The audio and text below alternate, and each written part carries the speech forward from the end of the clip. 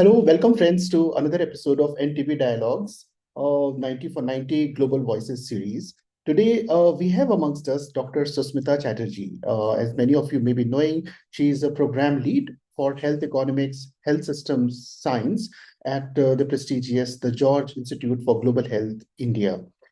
She is also a conjoint senior lecturer at University of New South Wales, GBT Wellcome Trust, India Alliance, Clinical and Public Health Intermediate Fellow and Professor of Prasanna School of Public Health at the Manipal University, and has been a former faculty at the Public Health Foundation of India. So welcome, Dr. Susmita Chatterjee. Thanks a lot for taking out time today for us. Thank you. Thank you so much for inviting me actually to talk in this forum. Thank you so much. Thank you so much, Dr. Susmita. It really means a lot because the kind of work which you have been doing is really important because it informs the program and probably to improve the response and so that we can really reach those who are unreached and also make it easier for people to tide through the TB treatment. So before we begin in the conversation, I think I must say. That the study was so important because the catastrophic cost, I think it was about 10 years ago in May 2014, all the governments in Geneva at the World Health Assembly promised to eliminate catastrophic costs. Zero catastrophic costs was the promise. Despite TB treatment and diagnostics and a lot of other support, which is provided free of cost by Government of India and also many other governments of TB high burden countries worldwide. There is a lot of substantial catastrophic cost. And so this is study and of course, diagnostic delays. It is so important to find people early and accurately with tuberculosis, put them on treatment so that they become untransmittable and stop the spread of infection. It is so critical to reduce human suffering and also to break the chain of transmission. So thanks a lot for doing this study. This was so important. We will provide the link to the study, this publication in the description below. And I don't need to talk about this study myself because we have Dr. Susmita amongst us here. So Dr. Susmita, please tell us more about this. Over to you. Okay, thank you. Thank you so much again. So yes, as you rightly said, that the government of India actually provides free diagnosis and treatment to TB patients. So now the question is, what was the need of this study? So as you rightly mentioned, that the NTB strategy actually envisioned that there was a milestone of achieving zero catastrophic cost by 2020. And as a signatory of this NTB strategy, we also agreed that we should have like the milestone of achieving zero catastrophic cost by 2020 and the target of achieving zero catastrophic cost for TB affected households by 2025. So that's the target. Now, given that background, we really wanted to know if we want to achieve this target, we really need to know currently what proportion of TB patients in India are facing catastrophic cost, right? So that's the most important information to reach the zero target. Now, there are, of course, few small-scale studies, but we wanted to do in a much larger scale so that we can really say that this is what is the situation. And we also wanted to look at other economic components of the study, like other economic consequences of TB patients. Okay, it's not only the catastrophic cost, but there could be other things. And what are the drivers of catastrophic cost actually? So given that, we started this study in 4 states. And those states were actually selected based on several criteria. It was not our choice. It was based on several criteria. 1,482 TB patients from these 4 states, Assam, West Bengal, Maharashtra, and Tamil Nadu, were interviewed. They were drug susceptible, but we had also 149 drug-resistant TB patients who were interviewed throughout their treatment period and beyond. We went back about 7 to 8 months of their post-treatment, and then we actually asked them all about their economic condition during symptom onset to treatment initiation, during treatment period, and beyond. So there were actually 3 phases. What we call is pre-treatment, which is like the before starting the treatment, what happened. during the treatment what happened, and then after that what happened. So that's the whole story about the economic hardship of these patients. So as I said, our patients were from 4 states. They were from 16 districts, 118 TB units. So just for your information, that one TB unit covers approximately 200,000 population. So you can imagine 118 TB units, it's very spread out, like patients are from anywhere. And then also 182 tea gardens. Now, I want to tell you one point. Our study participants, these 1,482, they were from different groups and they were representative of that group. So at the end of the day, if I say that this is the cost of treatment for TB patients in general population, wherever you go in India, you will get that average cost. So our patients, our sample size was estimated in such a way so that they represent those groups. Now, why did we take these 3 different types of people? Why did we need these groups? Because patients in general population is fine, but in National Strategic Plan for TB, there are few high risk groups. For example, people living in urban slum areas, people living in tea garden areas, because of their very poor living condition. It could be overcrowded. It could be like in tea garden, this is not overcrowded, but this is like, there is no ventilation in their rooms. There could be 3-4 rooms, but there is no ventilation. So because of this kind of, and urban slums are so congested, it's such a bad hygiene, drinking water facilities and everything. So these people are at very high risk of having TB. So that's why we took these 2 high-risk groups and 1 from general population, just to see whether there is any difference in terms of their treatment-seeking behavior, cost, catastrophic cost, outcome. If there is any difference, and government needs to do something differently for these groups. So that was the objective of taking people from different population. Now, if I tell you very briefly about our cost methodology, we followed the WHO methodology. WHO has a guideline for estimating the cost and catastrophic cost for TB patients. We exactly followed that. Only thing was that we followed a cohort, but they generally say cross-sectional, but we thought we'll do a cohort study. We estimated, so the total TB treatment cost was defined as direct and indirect cost. So direct cost, when I say direct cost, it means that actual money spent. So anything from my symptom onset till the initiation of treatment and during treatment, whatever the money spent is the direct cost. And then indirect cost is there could be 2 ways of estimating. One is like time cost. Because of TB treatment, there will be time loss for the TB patient and their guardians. So we value that. So that way, one is indirect cost, one way of doing it, which is human capital approach. And then another approach is household income loss. So like if a TB patient is the main earner of the family, and if he lost his employment because of TB, there is a huge income loss, right? So we estimate that income loss. How we estimate? Pre-TB household income and during TB household income.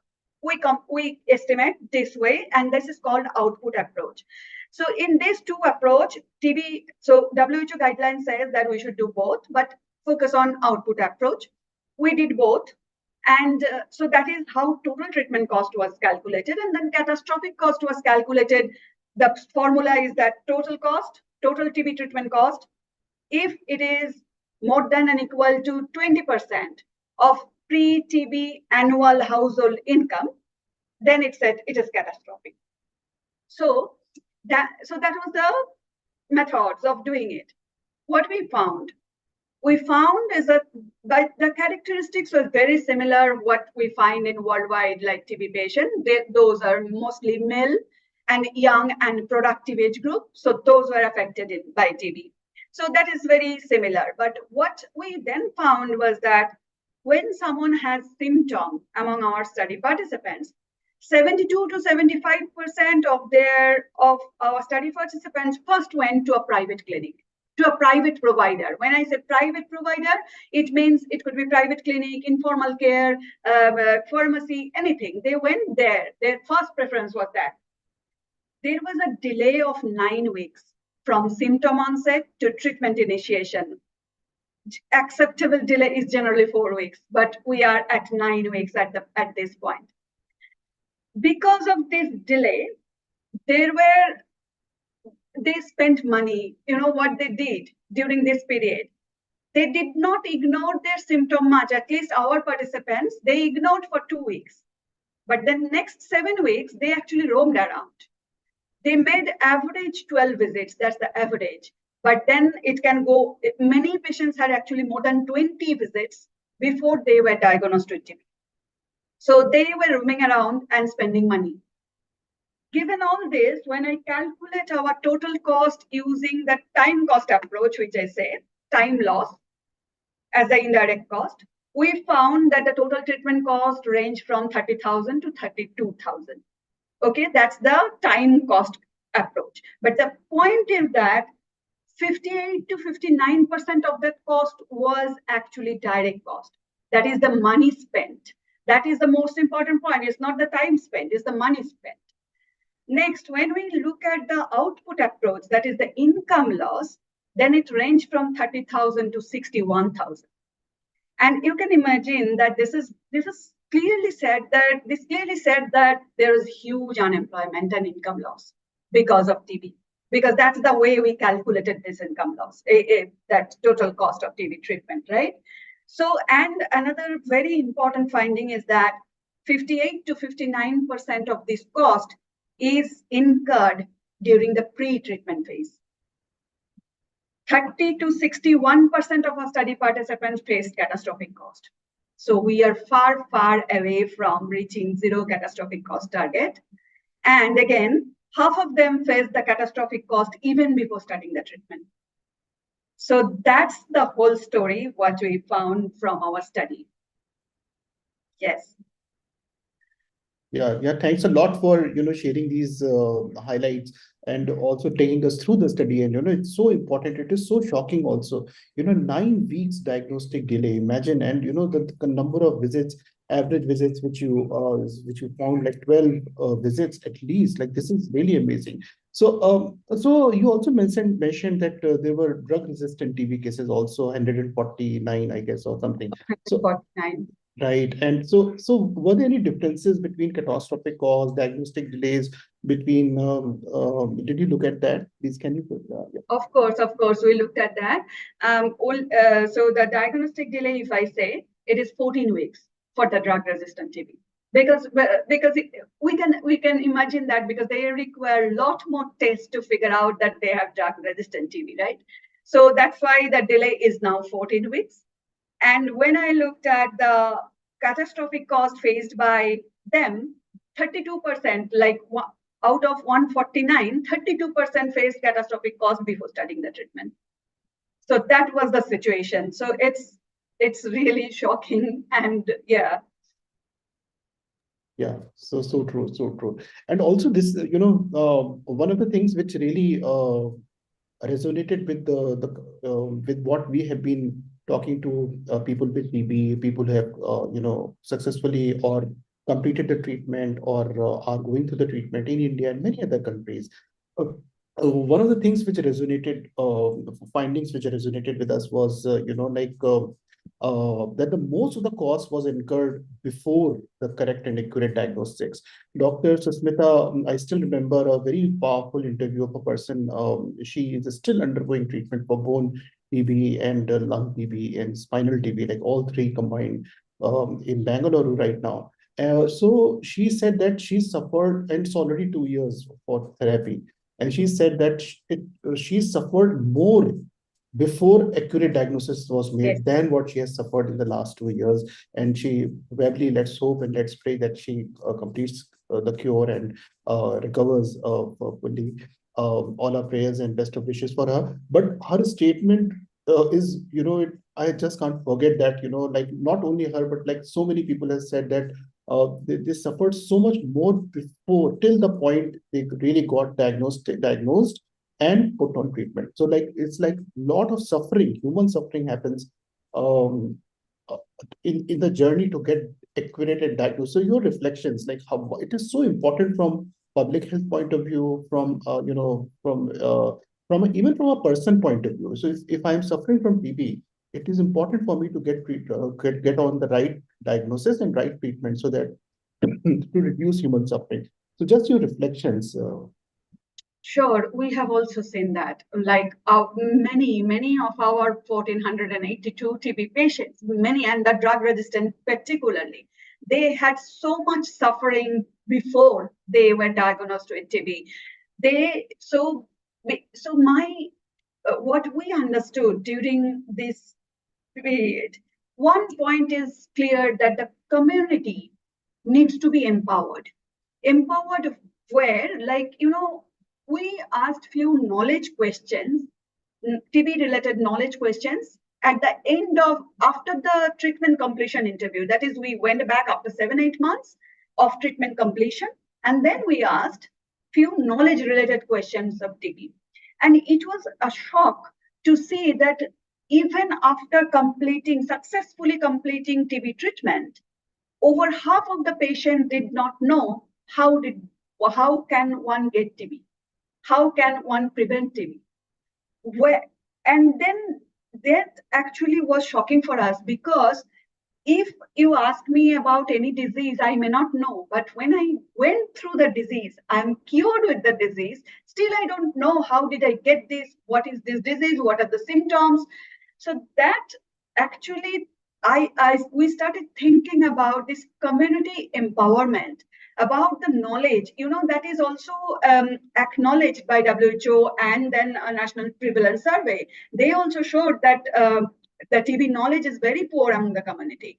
So that is, I felt that we have done several other things, right? We did active case finding, we did private sector engagement, but we never really looked at the other side of the story. That is the community. We never empowered. I mean, we never said, like, I was thinking of like World Health Day, my health, my right. So, I envision that we should empower them in such a way that they know the disease condition, that they know the symptoms, they identify their symptoms, and then they go to the right place. Actually, what happened is, I also felt this was not done in our study, but we also felt that there was not much faith on the government health facilities. And so they first went to the private, as we can clearly see that 72 to 75% of our patients first went to our private. Now, many of our patients said that they did not know that there is, even in a government hospital, there is a separate TB unit where they can go and get tested quickly. If they directly go there I'm only assuming, say, for example, just lung TB, okay, because that's sputum and X-ray. So if they go directly there, get tested quickly, right? So that information is missing. I have seen cases. We have seen cases where the TB patient, the TB unit is just opposite the road of the house of the patient. The patient went to a different state to get treatment. And when I said why, he said I didn't know. So that's very shocking. These are very shocking stories. So yeah, I think that is one point which we should focus on. Yeah, totally go this, so important. All the points which you have just made, and of course, like community engagement is so important. Actually, keeping people in the center while designing these programs, I think that is also very important. That shift is happening, but it is probably Yes, needs to happen much faster much and faster. quicker. Yeah, Yes. totally. And you know what, when you said about I'm right now in Delhi, and so when I speak to people undergoing therapy in Delhi hospitals like Lok Nayak and others, I'm also amazed. They come from Madhya Pradesh and cities from UP, Bihar, and I'm like, it's the same treatment, the same therapy, and you have Yes. state of the art things there too. So it's really important, I think, about the awareness. Yesterday, I went to a site where a group is helping support the people who are homeless. And the most striking part is that the retention rate is very high through the treatment because of the support of the volunteers who and the distance between the one of the very prestigious chest clinic and the person's house was hardly 200-300 meters. So imagine the person is undiagnosed, Yeah. unreached, just behind in Behind. the chest clinic almost. So you're very right, like, in terms of health literacy, and we have seen there are other examples from HIV, for example, how health literacy and treatment literacy has made Yes. a huge difference in terms of taking ownership, as you rightly said, my health, my right, of Yeah. World Health Day message. I think that has really been very phenomenal to shape people's responses and health-seeking behavior as well. Of So, course. Dr. Susmita, I know you must be under hard pressed for time. So, we would like to have your insights on how can we do better? How can we do better in finding all TB, in key populations? A lot of TB probably is is in these key populations as per the data in different studies. And probably the initiatives are, we need to find early and accurately find all TB to stop the spread of infection. And this is so we are talking about two things here. One is like, uh, um, oh, one, we of course have to stop missing cases in the community. But also when we are screening them, we need to screen them with tools which are really more sensitive and highly accurate. So clearly talking about WHO recommended call for replacing microscopy with molecular tests, and this is so important to ensure that people who take a TB test, they are not missed. They are really they have the best of chance to get diagnosed accurately and put on treatment as early as possible. I think this is such an important one. The second insight is you work with key populations, or it's such an important study. Or how can we reach them early, because it is so important to reach the unreached? Over to you. Yes. So again, reaching the unreached, there are two things. There is one, as there is a proportion who are asymptomatic, which is who are really difficult to reach, and there are a lot of there needs to be some advanced technology and stuff to reach them. But my concern is something else: the proportion who are symptomatic. But why there is delay there? My point is in that, because we worked with those who already had symptoms, but then there was a delay. I, from my study perspective, if you ask me, I would suggest, I think that we also need to make sure that they are diagnosed quickly. Those, because during this 9 weeks period, they are actually infecting others, right? So I'm not thinking of the asymptomatic. That's a more complex situation. But let's think of the symptomatic patients. But why there is so much of delay? And our study showed the delay is not only from the private sector, it's also from the public sector. We also looked at the missed opportunities, like how many times they went to the government, how many times they went to the private, and then missed. The provider actually missed diagnose them. So I here, given this population who are already symptomatic and going to get diagnosed, and still there is so much of delay, I think that the more training of the provider, more engagement, private sector engagement is there, but it's more like more intense private sector engagement, more training to the provider to identify quickly. And yeah, so that's one thing which I'm sure that we need to really do. And another thing I think is the contact tracing, like those who already had TB. So in fact, in the tea garden area, which I found is kind of missing, there was not much, I have seen that contact tracing is going on, but I think we should focus more on those, so that at least who are symptomatic, we can get them. And if we focus on contact tracing, that means that we are getting a population, right, who are at risk of having TB. So these are my thoughts given the study and what we have seen in the field. Yeah. Thank you so much, because this is so important. You're very right.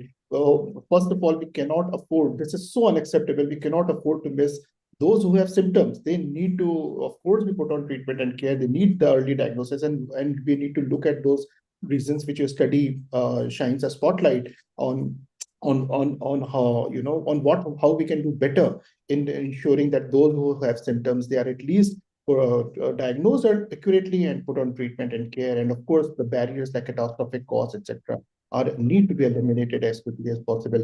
And definitely, we need to do more about the asymptomatic. You're very right. We Yes. have there are a lot of pilots happening with ultra portable X-ray Yeah. machines, WHO Yes. recommended, and they are really showing a lot of results. And but they need to go to scale. Like this is also Yeah. very important. And contact tracing point is also so more important. These are such a missed opportunities. Let's Yeah. hope the change happens. Any final remarks? And of course, your message for the upcoming World Health Day.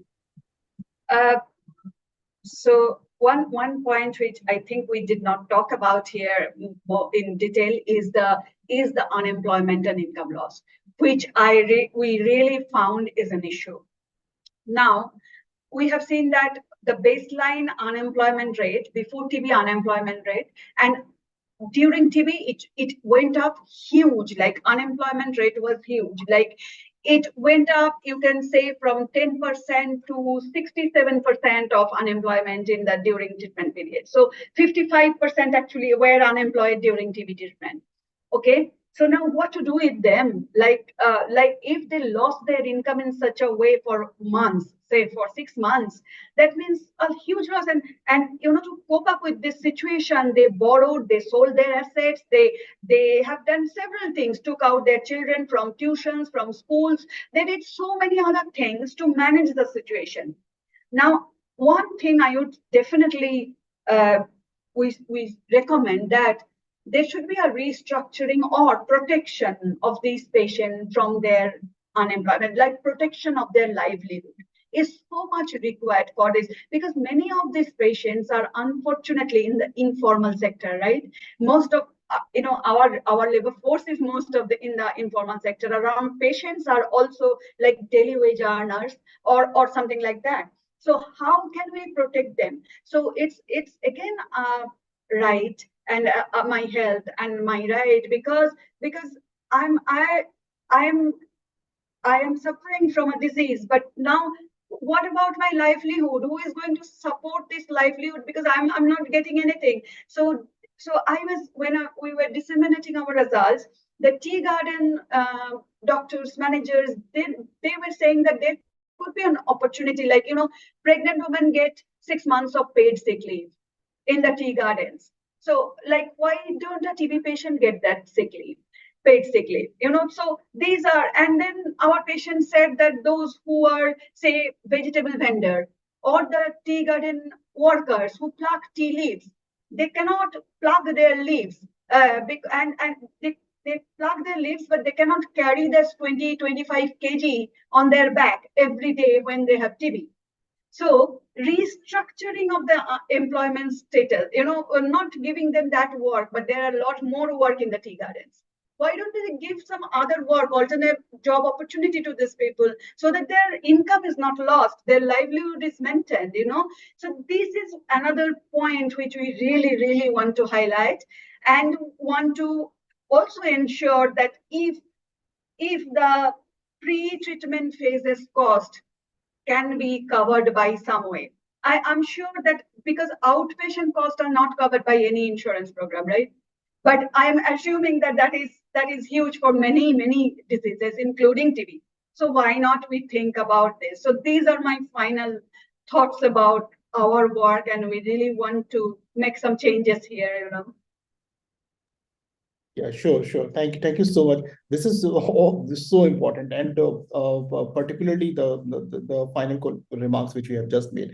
So important, and this also resonates probably with other diseases as well. A lot of the recommendations which you have made are so true. We need to look at um, um, uh, uh, health system as a whole, and make sure that these obstacles and barriers which block access to existing care services and make it so difficult for people, even despite the treatment being free, for Yes. other conditions as well. But of course, right now we're looking at tuberculosis. But I think a lot of insights and from your study and which can probably influence health responses as well. So thanks a lot, Dr. Susmita. Really insightful listening to you this morning, and a real pleasure also talking to you.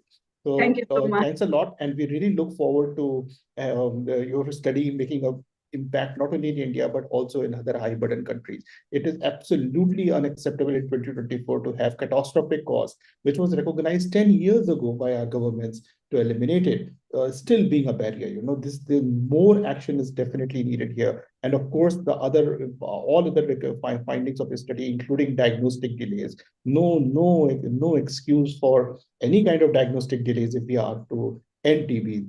The stopping the spread of infection is so important, equally important as reducing human suffering because of TB. No one needs to suffer from TB, and of course, or get TB, because TB prevention is so possible. Thank you, Dr. Susmita. Thank you again.